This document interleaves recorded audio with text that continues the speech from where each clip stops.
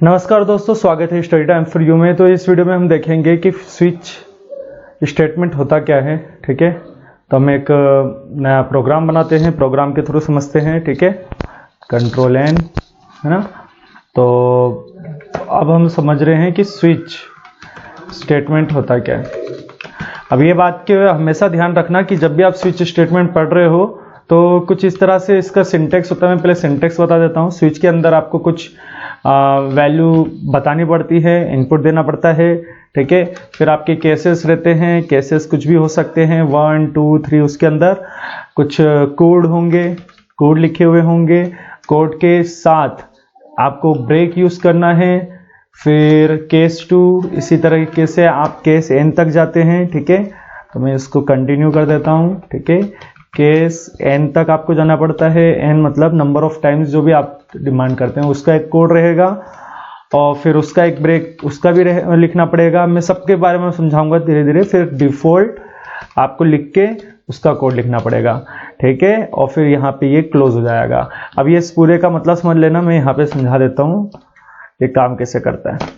देखो, स्विच के अंदर हम जो भी चीज वैल्यू लेंगे उससे केस की वैल्यू को कंपेयर किया जाएगा। मान लो मेरे पास वैल्यू यहाँ पे 1 है, वैल्यू की वैल्यू 1 है, तो केस 1 के अंदर जो कोड है वो एग्जीक्यूट कर देगा प्रोग्राम।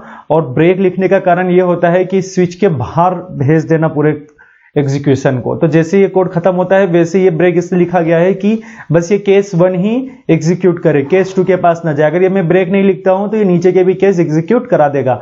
डिफॉल्ट वाला क्या है? डिफॉल्ट का मतलब ये है अगर वैल्यू आपने यूजर से इनपुट लिए और इस केस में कोई भी वैल्यू उससे कंपेयर नहीं की जा रही है तो डिफॉल्ट के अंदर का कोड वहां पे एग्जीक्यूट होगा। ठीक है, तो हम एक यहाँ पे सिंपल प्रोग्राम्स के थ्रू समझ लेते हैं यहाँ पे। अच्छा, इस वीडियो में मैं एक बहुत ही टफ तो नहीं कह सकता, पर ज्यादातर लोगों को ये बात पता नहीं होगी कैसे काम करेगा स्विच केस अगर कुछ अलग तरीके से आपको दिया हुआ हो, है ना। तो मैं यहाँ पे पहले तो ले लेता हूं एक इंटीजर जिसकी वैल्यू, है ना, और प्रिंट एफ यहाँ पे मैं लिख देता हूं कुछ चीजें, से for example inter number. Okay, मैं यहाँ पे 2 केस ले लेता हूं, इंटर नंबर और ब्रैकेट में ले देता हूं 0 और 1। तो मैंने ऑप्शन दे रखा है यूजर को कि या तो 0 टाइप करे या तो 1। ठीक है, अब मैं यहाँ पे स्कैनएफ क्या करता है, यूजर से वैल्यू लेने के काम आता है, %d, क्योंकि इंटीजर टाइप का है वैल्यू, और इसके एड्रेस में जाके वो वैल्यू स्टोर हो जाए। ठीक है, अब मैंने यहाँ पे स्विच यूज किया। अब मैं जैसे स्विच यूज कर रहा हूं तो मैं किसकी वैल्यू के लिए चेक कर रहा हूं? जिसको वैल्यू नाम दिया है इंटीजर की वैल्यू। अब यहाँ पे मेरे पास केस क्या है, या तो वैल्यू 1 होगी, मतलब वैल्यू क्या 1 देगा या तो 0 देगा। तो केस 1 मतलब जब वैल्यू यूजर के द्वारा 1 दी गई हो। ठीक है, अगर वो 1 देगा तो मुझे क्या प्रिंट देना चाहिए? प्रिंट, मैं एक मैसेज उसको प्रिंट करा दूं कि मान लो यू इंटर्ड 1।